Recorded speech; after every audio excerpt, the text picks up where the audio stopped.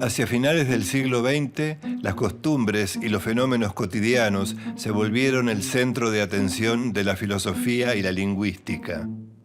Disciplinas que empezaron a ponerle nombre a las diferentes formas de capital trasladaron sus indagaciones y análisis al estudio del poder y las distintas formas de dominación.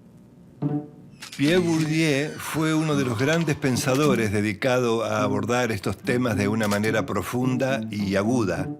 Sus observaciones sobre la cultura y la vida cotidiana lo convirtieron en un intelectual reconocido a nivel mundial.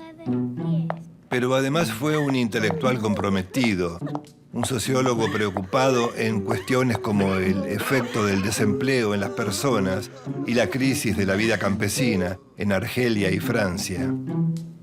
También realizó un importante aporte analizando el carácter represivo de las instituciones educativas. Estudió las clases sociales, los bailes, los deportes, el lenguaje del cuerpo, el prestigio social y la televisión. Lúcido crítico de las políticas neoliberales, fue un intelectual activo y presente en la causa de los desprotegidos. Su pensamiento se puede resumir en dos conceptos: los efectos de la dominación y la lucha por la igualdad. Pierre Bourdieu introdujo a la sociología en la vida cotidiana, ni más ni menos.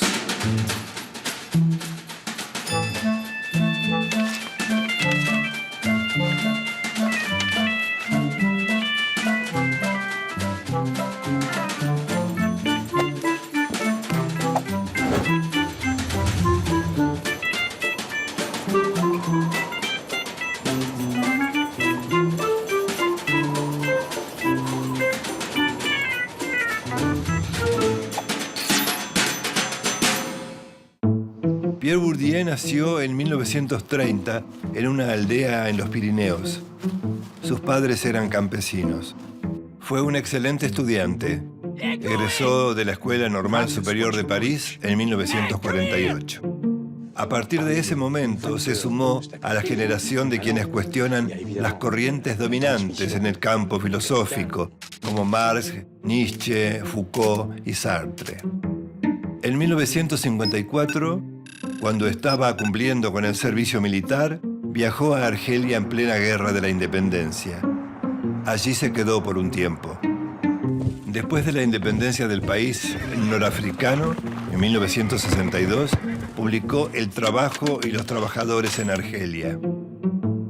Un estudio revelador sobre el trabajo asalariado y la formación del proletariado urbano argelino.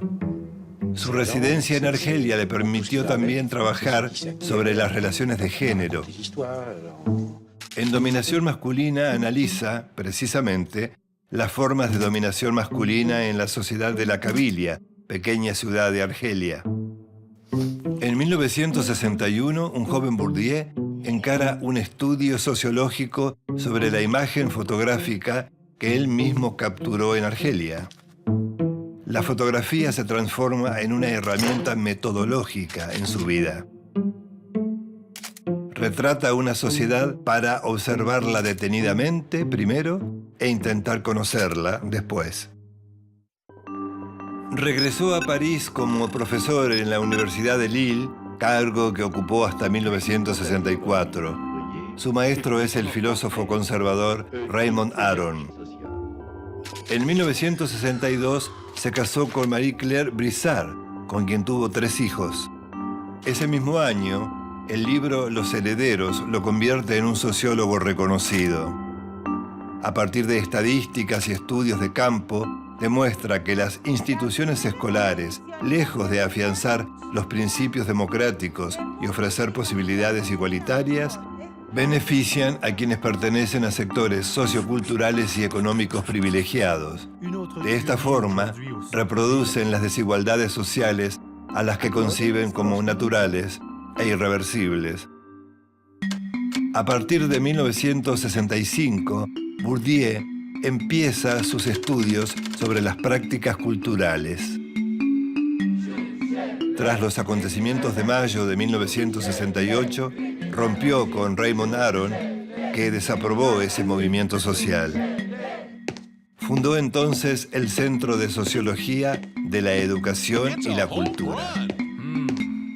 En 1979 publica Distinción, una crítica social del juicio, su obra más aplaudida y la más importante en el campo sociológico. Más tarde, en su libro La miseria del mundo, denuncia el sufrimiento social. Ahí combina sociología y antropología para hacer una radiografía de la exclusión social. Hace hablar a los desheredados de la modernización, del progreso tecnológico y de la globalización. Lo medular del pensamiento de Pierre Bourdieu parte de la idea de que la lógica del sistema es perpetuar el privilegio y la desigualdad, pero no partiendo de la tradición marxista de la división social de clases. Para Bourdieu, las sociedades no están divididas en dos clases, burgueses y proletarios.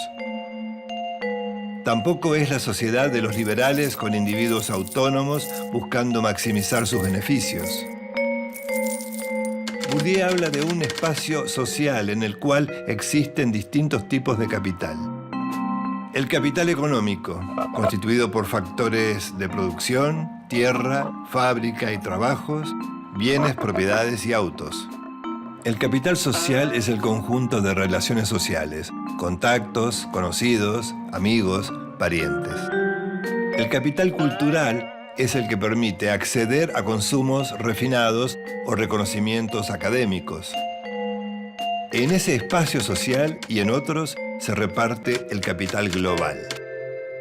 Para Bourdieu, las clases sociales no se explican solo por el proceso de producción o por el nivel educativo. Las clases surgen de una red de relaciones. Esta red de relaciones abarca desde dónde se estudia hasta qué música se escucha, incluyendo los deportes que se practican, lo que se come y los lugares de vacaciones. Para ello acuña el concepto de campos. Los campos son las configuraciones de clases o relaciones sociales donde los grupos se unen y se relacionan. Por ejemplo, el campo académico reúne al mundo universitario. Estas relaciones se basan en un capital común. Los campos son dinámicos y producen una jerarquización entre quienes detentan el poder y aquellos que aspiran a tenerlo. Todos los campos y las formas de capital están relacionados con formas de poder. El campo cultural también es un terreno de disputas de poder. Las armas son las palabras, tradiciones y formas expresivas. Para Bourdieu, el Estado tiene el monopolio legítimo de la violencia física y simbólica. La violencia simbólica explica la dominación en sociedades de clases y la del colonialista sobre el colonizado. También la del hombre sobre la mujer, la de la escuela sobre el estudiante y la del mundo urbano sobre el rural. Los dominados piensan con las categorías mentales heredadas de los dominantes, por ejemplo, inteligente, ignorante, civilizado, salvaje. El Estado ejerce esa violencia simbólica en la mente, creando estructuras mentales y formas de percepción y de pensamiento, ideas que también había desarrollado Antonio Gramsci. La violencia simbólica más la violencia física y la economía contribuyen a que las desigualdades se reproduzcan. Este adiestramiento comienza desde la infancia. La vida social supone un proceso de incorporación paulatina a la sociedad. Este proceso incluye aprendizajes diversos, los hábitos corporales, las reglas de cortesía, el lenguaje, el patriotismo, el amor al prójimo. Advierte que la palabra tampoco es algo neutral, sino que adquiere significación en su contexto social. En la lengua funcionan mecanismos de censura y las personas no dicen más que aquello que están autorizados a decir. Porque el lenguaje es un instrumento de comunicación, pero primero es un instrumento de poder. Para Bourdieu, en el siglo XXI, se hace más necesario que nunca un verdadero internacionalismo cultural, para combatir lo que Bourdieu llama la colonización mental. En 1995, una huelga de los estatales en contra de las reformas neoliberales paralizó Francia. Bourdieu apoya activamente la huelga y se convierte en un intelectual comprometido activamente con las causas sociales. Comienza a trabajar con los sindicatos, las organizaciones no gubernamentales y apoya a los inmigrantes. Al mismo tiempo impulsó el movimiento ATTAC, una organización internacional involucrada en la corriente altermundialista. Sus últimos trabajos sobre formas de manipulación están dedicados a la televisión.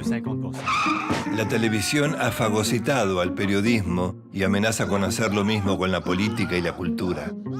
Aunque se presente como crítico, el periodismo es esencialmente conservador, una herramienta al servicio del orden dominante.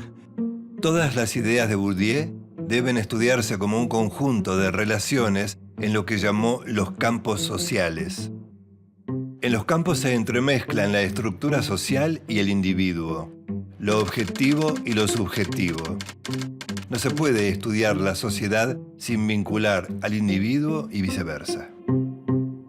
Afirma que el sociólogo es un intelectual, no asume el papel de los oprimidos, solamente les da argumentos para luchar.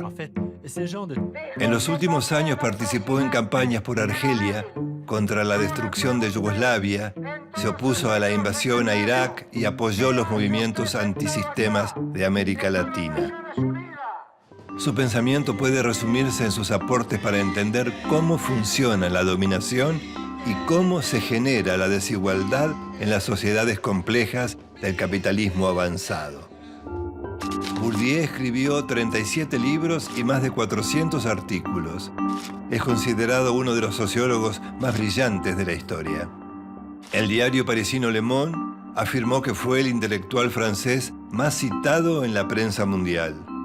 Falleció como consecuencia de un cáncer en 2002.